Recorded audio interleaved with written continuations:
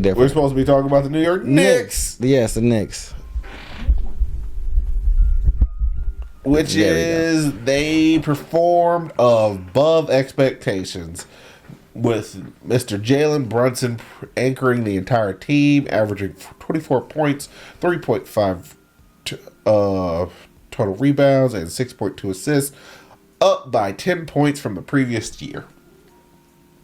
So he drastically overproduced, and he had an effective field goal percentage of 54.7%, which is only down by 0.1% from his overall career average of 54.8%. So he scaled very, very effectively. And congratulations. And his field goal percentage went up to 41.6. Was that a sarcastic congratulations? I mean, it's not really congratulations. Am I upset that he exists? Kind of, because... Yeah, just kind of, because they're the team that beat us in the playoffs. Okay, but, so it's like... But also, I mean, people can be upset that Jalen Brunson is not on Dallas, but Jalen Brunson and Luka Doncic can't both be primary ball handlers, so I don't know if he would have ever flourished being on the Dallas Mavericks like he did on the New York Knicks. Do you think that the New York Knicks and the Cavs have a rivalry? Not particularly. Well, y'all need to get one then. Y'all need to get a little more chippy. Oh, I mean, the weird thing is, I don't even think the Knicks should actually be an obstacle for us. I mean, I don't know why. I'm not saying with them. I just mean y'all need to get a rivalry with someone. Period. Yeah, that was my. Once you said not rivalry, I guess there are rivalries between us and the Atlanta Hawks because we hate the Hawks, and I hate the Hawks. Okay, well, because I was like, I need. And they kind of hate us because we ruined their first team, and then Trae Young got in our way the year before last. So yeah, y'all need to be chippy. Like that's what I feel like. I feel like y'all need to find a team and y'all are chippy with. I mean, ultimately, you're right. The team is basically like Jared Allen's a nice guy, Evan Mobley's a nice guy, Darius Garland's a nice guy. Like Donovan Mitchell's a nice guy. Everybody's nice. Yeah, and if we doing a show, I need some drama. I can talk about the Bucks and Boston hating each other and going to battle, and the trade of Drew Holiday. I can talk about on the West, Denver and the Lakers hating each other and talking about each other. I don't know. I think there's just a lot more equity inside of Denver's head about the Lakers than vice versa. I don't think the Lakers care about Denver. Well, no, the Lakers have come out and said some things about Denver too.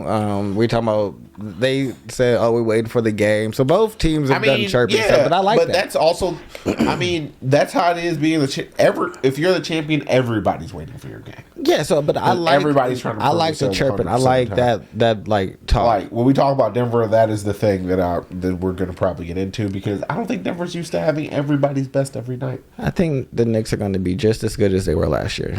Yeah, they're probably about that.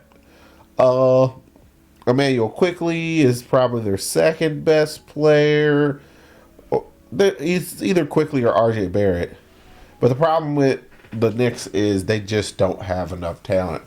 That's crazy. I mean, you're so disrespectful. I mean, their three best players are Jalen Brunson, RJ Barrett, or Emmanuel Quickley. RJ Barrett shoots below. The fact that you said number one was Jalen Brunson. Yes. And then number two is Julius Randle. You definitely didn't say that. What you said is they number two could be Emmanuel Quickley, fucking RJ Barrett. And I was like, how is he just going to leave Julius Randle just like... I said their number two is Julius Randle. Maybe I thought it and just didn't say it. Yeah, you went off Julius on the Randle NFL. averages 25 points, 10 rebounds, and 4.1 assists. There we go. With 34.3% three-point percentage, which I do believe is kind of understated. He's actually way better at shooting threes than anybody his size and his right to be. Yeah. I feel like he does a lot more of like...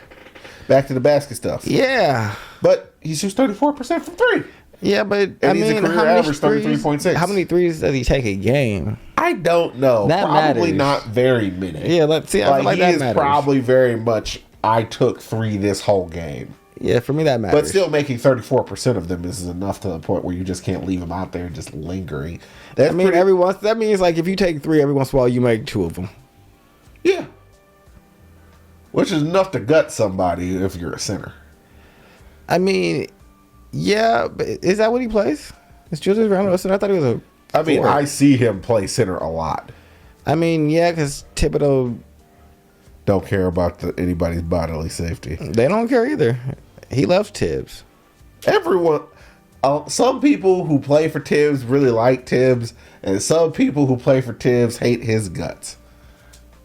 I mean, Derrick Rose and Jimmy Butler swear by him, but based on their current bodily states, well, Jimmy Butler's fine.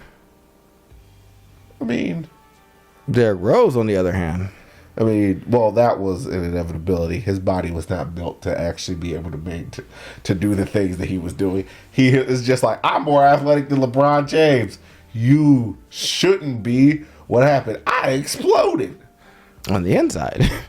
A lot. What happened? My ankles just couldn't take it.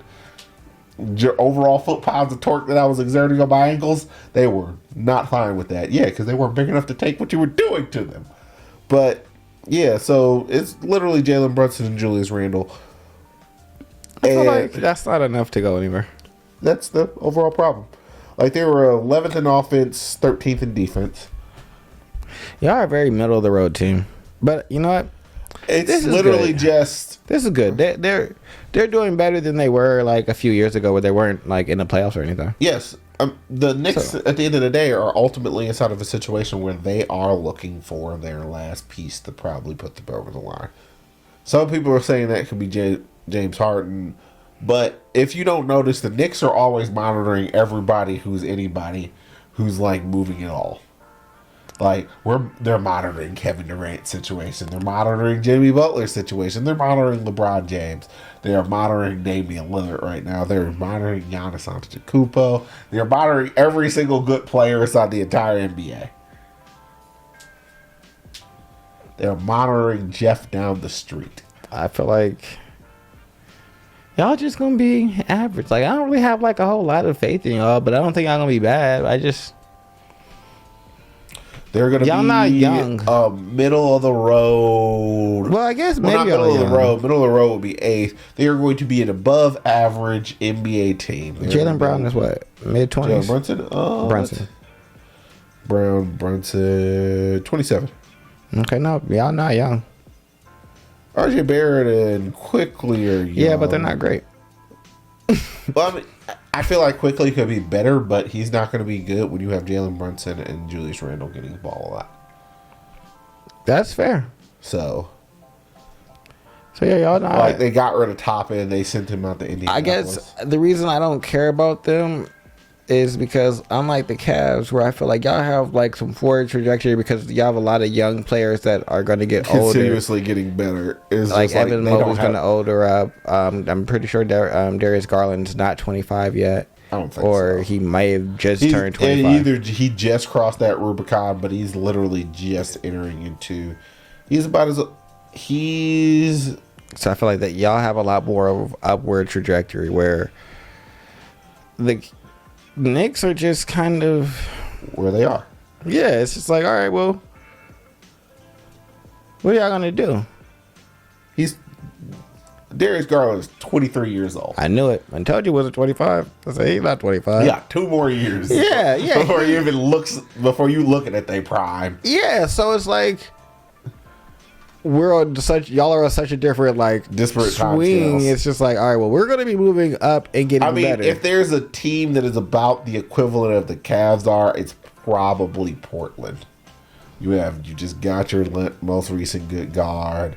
We're gonna be hitting the upswing probably at about the same time. The only thing this makes is not really rivals is the East-West Coast thing. We're just not gonna play each other enough. I mean, if Orlando can get their shit together, that would be an interesting time. Could be as long another as nobody young just group. don't run in there and just rob the whole cookie box. It's Wagner. I told you that is our that's your whole game plan. That's our draft farm. What you talking about? I told you that. Let them draft and then trade picks. That means they can draft more players that y'all can get. Yes. Oh my goodness. This is how we do. What do we need the picks for if we're going to just get the player? Anywho, I mean the key for upward mobility is trading RJ Barrett and Emmanuel quickly. You guys just got to team them together, and some picks. But I don't know what star you guys can possibly go out and get, unless there's somebody who ends up disgruntled inside the middle of the season, like James Harden is now for the Philadelphia 76ers. Like, man, that dude don't want to be there, but I mean, why? What? He's in Houston again right now. He really likes being in Houston, the strip clubs. Yeah. But I don't know if them bringing in James Harden is the solution for their woes, really. At least he's going to play a very similar role to what he played inside of Philadelphia, which is not taking a bunch of shots and distributing the ball. But Jalen Brunson is also a ball-dominant point guard, and Julius Randle needs the ball in order to do back-to-the-basket things. I say no. So, like... Y'all are boring. I'm not going to watch y'all. I mean, I'm going to watch some Knicks. If they're on TV and I'm doing stuff, I'm not going to, like, turn them off. It's not wholesale. You want to split League Pass? Because we talk about that every year, and then we never do it. Oh, it's so freaking expensive. That's why I said you want to split it, not pay for it yourself. It depends upon how much League Pass actually is. Because I feel like it was really expensive when we looked the first time. But it was just like it was like $99 for one team. It's like, oh, this isn't so bad. And looked at the entire League Pass. Like, no, I'm not giving y'all $700. Screw off. You know, yeah. But so what do I expect it to be? Probably about the 5th or 6th slot inside the Eastern Conference final or Eastern Conference. Because the top is probably going to be some combination of Milwaukee, Boston, and then some order of the Cavs, the Knicks. Jesus Christ. Probably Miami, because there's no way they're going to be all the way back down near the bottom again, more than likely. And I wouldn't be surprised if Charlotte makes the playoffs this year round, if Lonzo or LaMelo actually makes it enough. Yeah, I mean, if he can stay healthy, that wouldn't be that's the biggest question for them. Yeah, not an unreasonable. It's not a wild ask. Let's take a look here. Like, I just don't think that there is enough teams to really completely and totally stand in their way. Milwaukee, there's going to be some Philadelphia in there just because Joel Embiid is really, really, really good at basketball. Chicago might still be inside the playoffs, regardless of the fact that no one's ever going to be scared of Chicago, because why would they be? And if there's a time for Orlando to make the playoffs, it's probably this year, honestly. Because this is probably as soft as the East is going to be for quite some time. So if you can't improve like this year, I feel like the Hawks are going to make it. The Hawks are probably going to make it in some way, somewhere. And then the last two in the playoffs could probably be anybody, like the 9th and the 10th inside the play-in. Yeah, I don't care about that. It's just like people who are destined to probably lose. You guys. Yeah, so I'm not worried about that. I don't think any of y'all, unless it's like one of the teams that we're projecting to be high that happens to just slip, I don't predict another season of the playing teams going all the way to the Eastern Conference Finals and the Finals. It requires you to have like LeBron James, Jimmy. It requires a run of bad luck. Yeah. And then it's just like, oh, look, it's LeBron James in the play-in. This is not who we planned on being here. But they would have been in regardless because they had the 8th seed. So, I mean, if there was no play-in, I guarantee you almost every single person kind of wishes that there wasn't a plan for those teams. I like the plan. I don't mind the plan. It's just when you get unlucky, you have like Jimmy Butler and them down there. They're just kind of like, I kind of wish it was the old system because these guys are kind of on the older side. So playing more games than they absolutely should is kind of against our overall thought process. But then again, those playing games probably making a lot of money because LeBron James is there. And there's probably a lot of people who are willing to sit there and watch the possibility of LeBron James losing inside the play-in tournament. Yeah. And they were sitting there living for it. Yeah, so I'm all for that. I like it because I do feel like it makes the league more competitive for longer in the season. Like, kind of towards That's the absolutely end, true. people are like tanking. But if you feel like there's a little bit of a shot and you feel like, all right, well, our season kind of just got away from us, but we kind of routed our ship, we can do some things. Like, we know we have the players and the ability to do this. It's just people just still play hard. They don't trade as much. Like, there's been a lot less trade since the plan has come into effect, like during the trade deadline, because people just think that, hey, we can still go for it. We might be 9th seed, but hey, if we can do what we need to do, win these 2 games, we can realistically be in the playoffs. So no, we're not breaking it up. I also think it's a bit more, it causes things to be a bit more confrontational. It forces people who are in executive positions to be realistic about the way their lives are going. It's just like, do we really want to make the play-in? Like, would we be better off if we make the play-in? Well, if your answer is no, then are you guys actually currently building? Well, no. So what are we doing here? Because if we're sitting up here losing games on purpose and we don't think we can win anything, like, what are we even doing? Yeah, let's not go into that. Yeah, so I feel like you have to make decisions. So no, I like it. I like that it's there now. I just kind of hope that players like of Jimmy Butler's caliber and stuff, because like the Lakers and the Heat being down there was just like, why are we even playing these games? The Timberwolves are not beating the Lakers. Yeah, but it's y'all fault for being down there. So I think that's a good, like, I also like that it's, take the regular season for real. If you don't want to play the extra games and you're older, then get enough wins early. Take those first couple of months serious when everybody else is lackadaisical. Stack up some wins that other people aren't counting on, and so then get your win percentage up inside the high 60s to late 70%, and then you can coast. Yeah.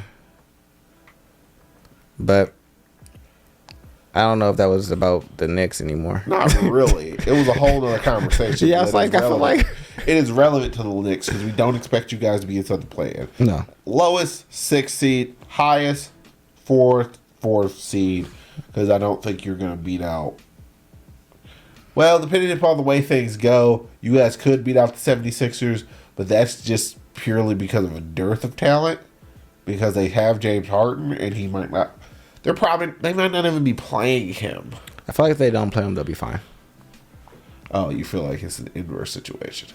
If they do play him and he's gonna play, that'd be cool. But if you don't know and you're unsure, I would not play him because I know the rest of my players are gonna play hard. Yeah. And Tyrese Maxey is really dope. So I wish he wasn't on the 76ers.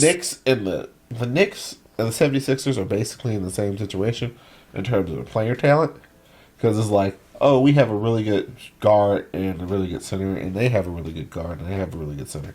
Except for the 76ers guard and center are just... I don't know if I would say Maxey is better than Brunson, 100%, but Embiid is definitely better than Julius Randle. Why is he over there? What? You said Julian?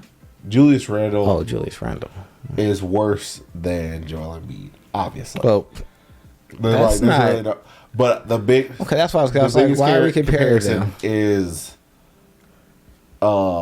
Maxey or why can't it? Yeah, Maxey and Jalen Brunson.